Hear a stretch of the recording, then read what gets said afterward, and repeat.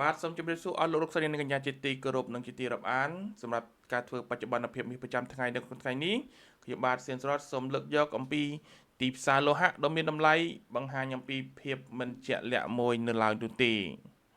ក្នុងសប្តាហ៍នេះលោហៈដ៏មានតម្លៃបានបង្ហាញអំពីដំណើរការដ៏ស្រពិចស្រពិលដោយសារតែភាពតានតឹងផ្នែកភូមិសាស្ត្រនយោបាយនិងការរំពឹងទុកនៃការបន្ធូរបន្ថយគោលនយោបាយរូបិយវត្ថុរបស់ធនាគារកណ្ដាលសហរដ្ឋអាមេរិកមិនបានផ្ដល់កម្លាំងជំរុញគ្រប់គ្រាន់សម្រាប់កំណើនប្រកបទៅដោយនិរន្តរភាពនោះឡើយតម្លៃមាសបានធ្លាក់ចុះប្រមាណជា$18ក្នុង1តម្លឹងនៅក្នុងវគ្គជួញដូរកាលពីថ្ងៃសុក្រហើយបានធ្លាក់ប្រមាណជា$29ក្នុង1តម្លឹងសម្រាប់សប្តាហ៍ទាំងមូលកាលពីថ្ងៃសុក្រមាសបានជួញដូរនៅក្នុងចន្លោះ$100ក្នុង1អោនដោយបង្កើតកម្រិតទាបបំផុតគឺ$4000ក្នុង1អោននិងកម្រិតខ្ពស់បំផុតគឺ$4100ក្នុង1អោនកម្រិតទាបបំផុតប្រចាំសប្តាហ៍បានលេចឡើងនៅថ្ងៃអង្គារនៅពេលដែលតម្លៃបានទម្លុះកម្រិត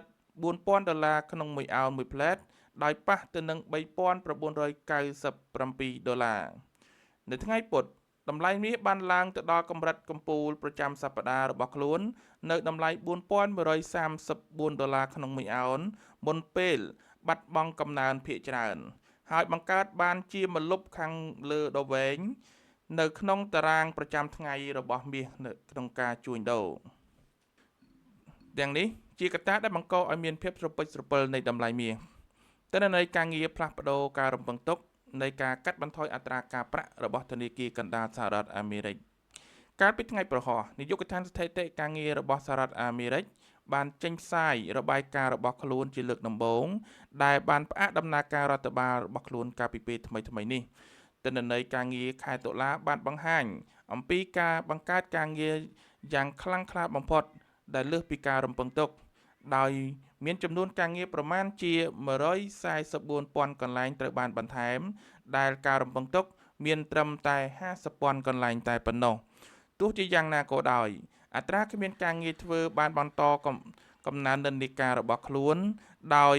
ការឡើងជិតដល់កម្រិតខ្ពស់បំផុតរបស់ខ្លួនពោលគឺ4.4%របាយការណ៍ការងារខែកញ្ញាដែលដើមឡើយគ្រោងនឹងចេញនៅថ្ងៃទី3ខែតុលាតំណាងឲ្យសុចនករសេដ្ឋកិច្ចដ៏សំខាន់ដំបូងគេដែលត្រូវបានគេពន្យាពេលដោយការផ្អាករដ្ឋាភិបាលរបស់លោកដូណាល់ត្រាំនាពេលកន្លងមកដោយសារតែនាយកដ្ឋានស្ថិតិការងារបានបញ្ចប់ការប្រមូលទិន្នន័យរបស់ខ្លួនមុនពេលផ្អាកដំណើរការនៅរដ្ឋាភិបាលនៅថ្ងៃទី1ខែតុលារបាយការណ៍នេះគឺជាផ្នែកមួយនៅក្នុងចំណោមរបាយការណ៍ដំបូងគេដែលត្រូវបានបោះផ្សាយបន្ទាប់អំពី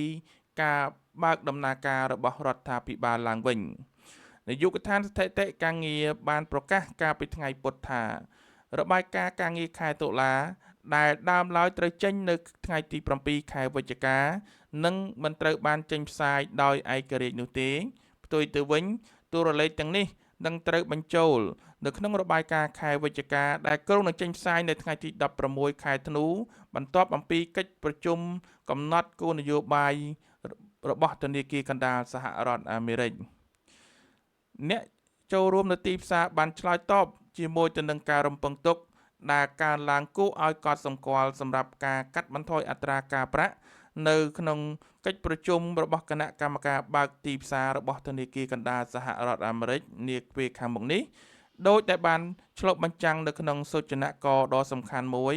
នៅក្នុងឧបករណ៍ CME Fed Watch របស់ធនាគារកណ្ដាលសហរដ្ឋអាមេរិកការវិវត្តភូមិសាស្ត្រនយោបាយរបាយការណ៍នានាបានចង្អុលបង្ហាញថាក្រមមន្ត្រីរបស់សហរដ្ឋអាមេរិកបានដាក់សម្ពាធទៅលើថ្នាក់ដឹកនាំរបស់ប្រទេសអ៊ុយក្រែនឲ្យទទួលយកនៅកិច្ចព្រមព្រៀងសន្តិភាពដែលតម្រូវឲ្យមានការបាត់បង់ទឹកដីរបស់ខ្លួនទៅលើប្រទេសរុស្ស៊ីយោងទៅតាមទីភ្នាក់ងារសារព័ត៌មាន Reuters ប្រធានាធិបតីអ៊ុយក្រែនលោក Zelensky ប្រឈមមុខទៅនឹងអសន្និវត្តនាថ្ងៃប្រហោះនេះដើម្បីទទួលយកនៅសំណើ28ចំណុចរបស់រដ្ឋបាលលោកដូណាល់ត្រាំឬក៏ប្រឈមទៅនឹងហានិភ័យនៃការកាត់បន្ថយការចែករំលែកព័ត៌មានសម្ងាត់និងការផ្គត់ផ្គង់អាវុធទាំងទីក្រុងខៀវនិងទីក្រុងមូស្គូបានបដិសេធមិនទទួលស្គាល់ឬក៏មិនយល់ព្រមជាមុនទៅលើសំណើនេះឡើយប្រព័ន្ធផ្សព្វផ្សាយលោកខាងលិចបានលើកឡើងថា ផែនការនេះត្រូវបានបង្កើតឡើងរវាងអ្នកចរចាសហរដ្ឋអាមេរិកគឺលោក Steve Witkoff និងមន្ត្រីវិមានក្រមឡាំងលោក Kirill Dmitry ដោយគ្មានការចូលរួមពីអឺរ៉ុបឬអ៊ុយក្រែនដោយមានលក្ខខណ្ឌដែលស្របគ្នាយ៉ាងជិតស្និទ្ធទៅនឹងតម្រូវការដែលមានស្រាប់របស់ប្រទេសរុស្ស៊ីបន្ទាប់អំពីការជ្រាបអំពីការវិវត្តនៃការប្រែប្រួលនៃតម្លៃមាសខ្ញុំបាទសូមពំនាំទៅនឹងការសិក្សាអំពីការវិវត្តនៃតម្លៃប្រាក់វិញម្ដងតម្លៃប្រាក់សាកល្បងកម្រិតគ្រប់គ្រងបច្ចេកទេសដ៏សំខាន់មួយប្រាក់បានបញ្ចប់សប្តាហ៍ក្រោមតម្លៃ$50ក្នុង1អោនដែលជាការបិទដំបូងរបស់វាទាបជាងកម្រិតសំខាន់នាពេលថ្មីនេះកាលពីថ្ងៃទី7ខែវិច្ឆិកាឆ្នាំ2025លោហៈនេះបានធ្លាក់ចុះ$0.77ក្នុង1អោនដោយបានបិទនៅតម្លៃ$49.91ក្នុង1អោនថ្មីត្បិតតែបាត់បង់កម្រិតគាំទ្រដ៏សំខាន់នេះក៏ដោយក៏ប្រាក់បានងើបឡើងវិញយ៉ាងច្រើនពីកម្រិតទាបបំផុតប្រចាំថ្ងៃនៅតម្លៃ$48ក្នុង1អោនពលគឺការកើនឡើង$1.86ក្នុង1អោននៅក្នុងកំឡុងម៉ោងជួញដូរនៅទីក្រុងញូវយ៉កជាពិសេសកម្រិតទាបបំផុតនៃវគ្គជួញដូរត្រូវគ្នាទៅនឹងមធ្យមភាពនៃការផ្លាស់ប្ដូរនៃ50ថ្ងៃ Simple Moving Average ដែលជាសុចនកបច្ចេកទេសដែលបានផ្ដល់ការគាំទ្រទៅដល់តម្លៃប្រាក់ក្នុងរយៈពេល4ខែចុងក្រោយនេះដោយការបំពេញមួយរយៈពេលខ្លីតែមួយគត់នៅក្នុងខែសីហាការរួមបញ្ចូលគ្នានៃបច្ចេកទេសនេះប្រហែលជាបានបង្ហាញអំពីចំណុចចូលដ៏ទាក់ទាញសម្រាប់ពាណិជ្ជករដែលមានបំណងចង់វិនិយោគទៅក្នុងវិស័យប្រាក់នេះឯងអស់លោកស្រីនិងកញ្ញាជាទីមេត្រីកម្មវិធីយើងក៏ដល់ទីបញ្ចប់ហើយអរគុណសម្រាប់ការទស្សនាតាំងពីដើមរហូតមកដល់ចប់មួយទៀតបើសិនជាបងប្អូនមិនដែលបានទស្សនាទើបតែបានទស្សនាលើកទី1ក៏សូមជួយ Subscribe នៅបណ្ដាញសង្គម YouTube របស់ខ្ញុំបាទ